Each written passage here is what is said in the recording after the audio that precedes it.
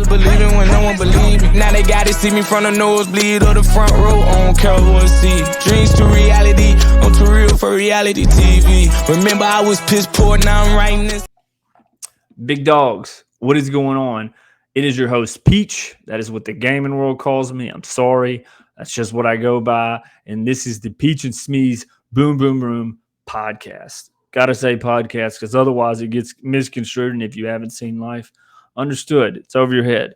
It's all right. Well, hey, if you have joined the channel and you're following along with us on this journey, thank you so much. You are greatly appreciated. It is you that keeps people like me going, that do the editing and come on here and just try to rant. God bless you. If you haven't already, like and subscribe. Come on. We'll join the family. There's more room. I can assure you there's more room. God bless you for watching this. Anyways, let's get into some football because I had some problems this weekend, and rightfully so. As Texas went down to the Florida Gators, I just so happened to be and promised my wife that I would give her the second half of this game. Why? Well, why not at this point after knowing what we know?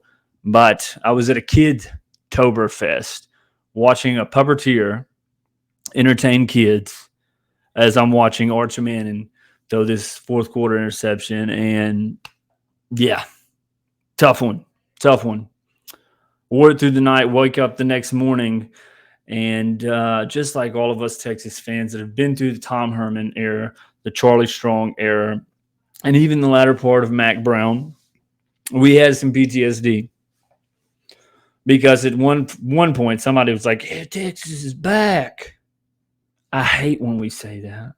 Just go show it on the football field. We ain't got to say nothing. Go show it on the football field.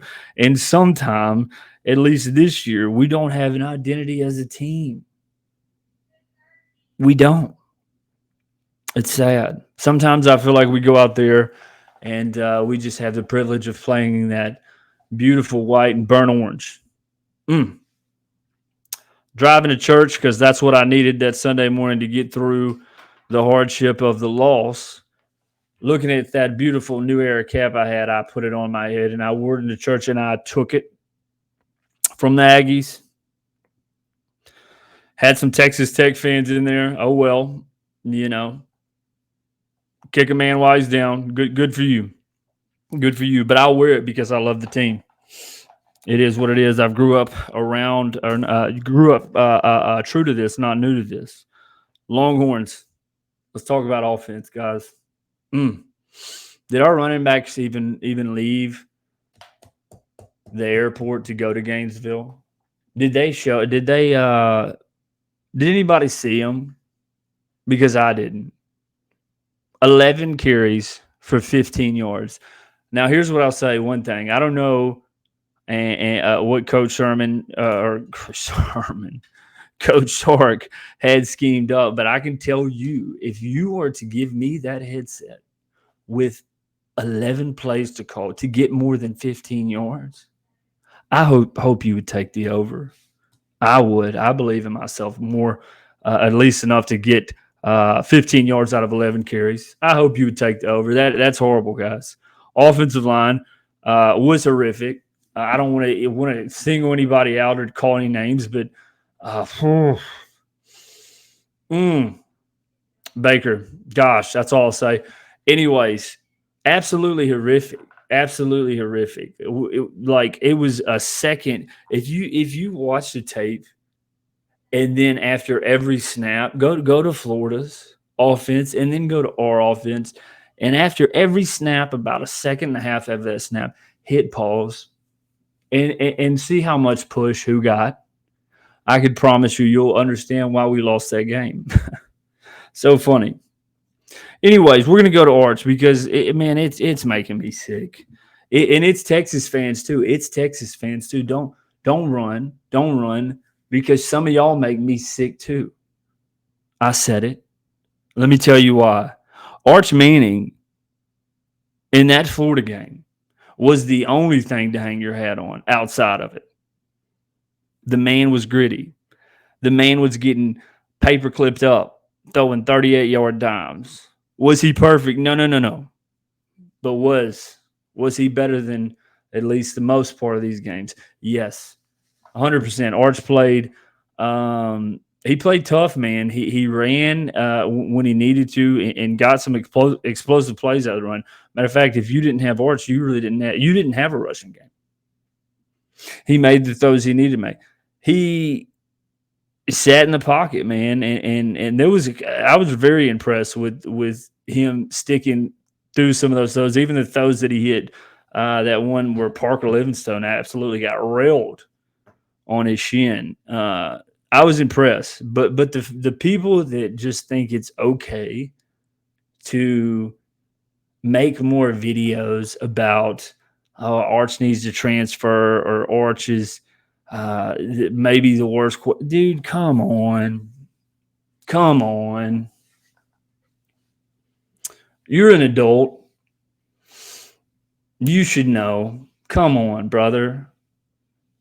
And I hate to say this because I was the biggest Quinn Ewers endorser.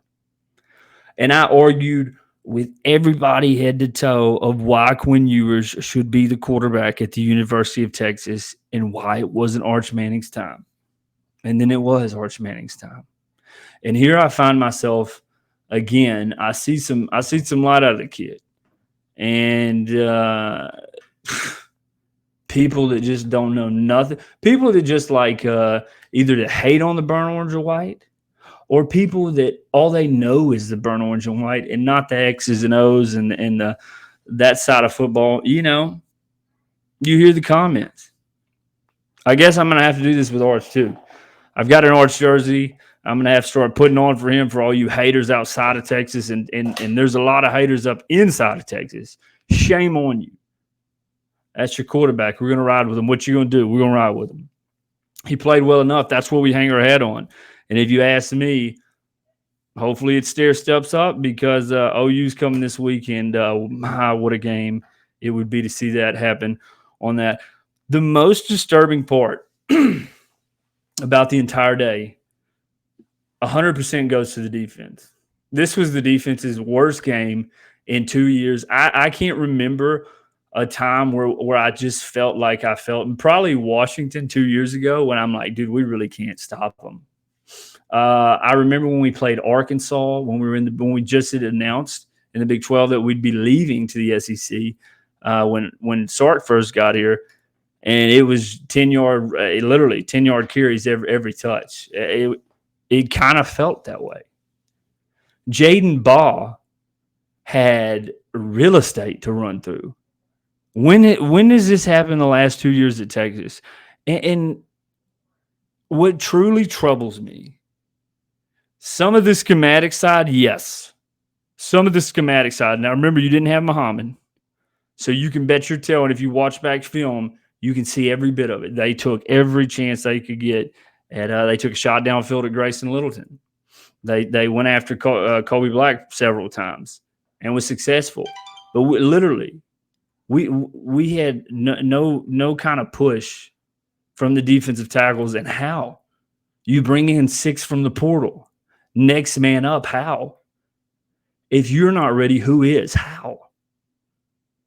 It's a head scratcher.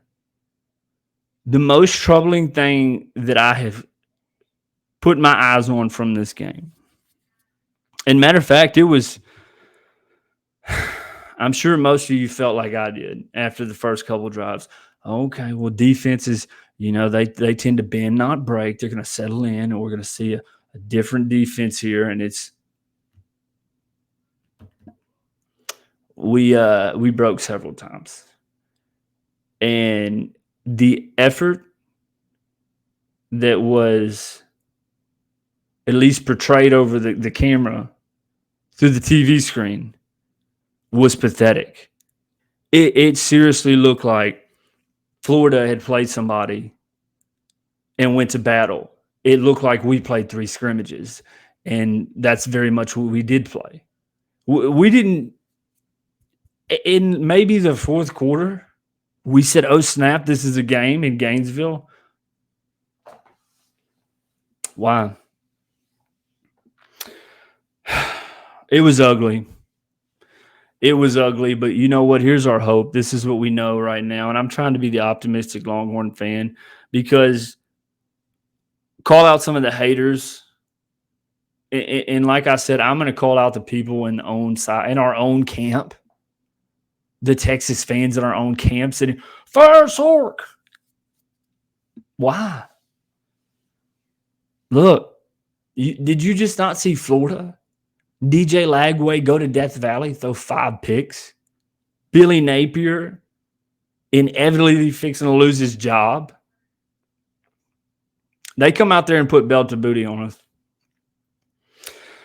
And if we have any hope as Texas Longhorns fans, and I feel confident it could happen, I think this week is our awakening, or it should be. Or if not then when? If not then never. It just may be a rebuilding season. But if this team is who I think they are, and actually who I know they are, they've got talent on this team, guys. It's running back is an issue. Running back is 100% an issue. James Simon is our most talented runner, and if you don't believe that, given the fact that Trey Wisner goes into the end zone, grabs his hamstring, we don't know when Cedric Baxter's back. Christian Clark has looked elusive against who? Nobody. Jarrett Gibson, figured he would play because this is his state, and I guess those fumble problems they can't trust him. They got to keep him on a short leash, and it's apparently not out on the field. I think James Simon is our most explosive, elusive back that we have right now as a true freshman, and I mean, Sark, man, you may have to get the dogs off and let them out there. Okay, that's just my piece. Moral of this game: Texas's effort, Texas's anticipation for this game, Texas's any term you want to put. It looked like they were flat-footed, and that is what it is. Arch didn't look bad, but it looked like Texas was flat-footed, and that's why you got the score you did. Other than that, for you haters, and most of them are outside this camp, but there's a lot in this camp. Chill out, bro. Chill out. If you just like Texas football because the colors are pretty and it looks like fall, and it is fall, and you like the Longhorn, but you just watch football on Saturdays because everybody else is doing it, and you're upset because hubby's upset, and you get on there commenting, well, we need to fire the coach. Know your ball. We don't need to fire nobody. We need to let them know that there's no puppies in a big dog sport. And if you know that, execute. Why we lost? No running backs. Horrible line. I did have this weird thought, though. Last side note, and I'm out of here. Weird thought. I've got very confident. I was like, an offensive line actually can build to be they tend to build to get better. There's some positions out there you're like, I don't like a running back. If you don't have a guy that can hit the hole screaming, then you may have to change the way you run or abandon the run game. I don't know. But line's a spot that can build. Line didn't perform. No running backs. No enthusiasm to play football. That's the keys of the game, guys. Don't over exaggerate it. Don't get on here and make thumbnails and comment just ignorant remarks on pages of lashing out at Arch or lashing out. Yes, there's problems. Yes, Sark needs to do a little bit adjustments at play calling to fit this group.